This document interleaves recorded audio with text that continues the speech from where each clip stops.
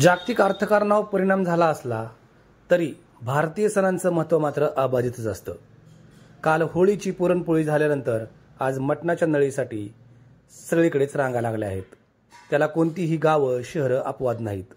आज बारामतीत सकाळी 6 वाजल्यापासून वेगवेगळ्या भागामध्ये वेगवेगळ्या मटण दुकानांच्या समोर, चिकन दुकानांच्या समोर ग्राहकांच्या रांगा लागल्या होत्या। आज बोकडाचे मटण 840 रुपये किलो या दराने विकलं गेलं, तर 220 रुपये किलो दराने चिकन विकले गेले।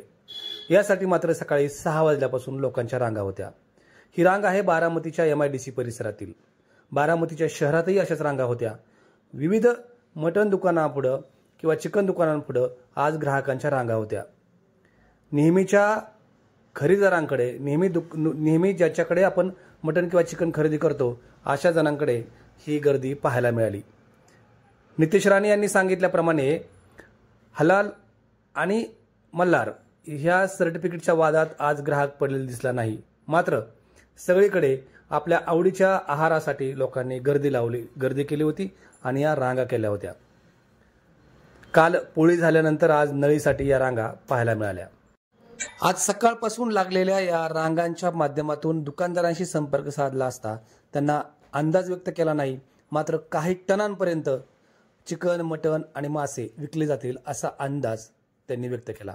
बारामतीमध्ये दरवर्षीच ही गर्दी पाहायला मिळते। या वर्षीचाही त्याला अपवाद नव्हता। जागतिक परिस्थितीत कितीही मंदीची चाहूल आली असली तरी भारतीय सण मात्र उत्साहातच साजरे करण्याची जी प्रथा आहे ती प्रथा आणि परंपरा याही वेळी पाळली गेल्याचं दिसतं आहे।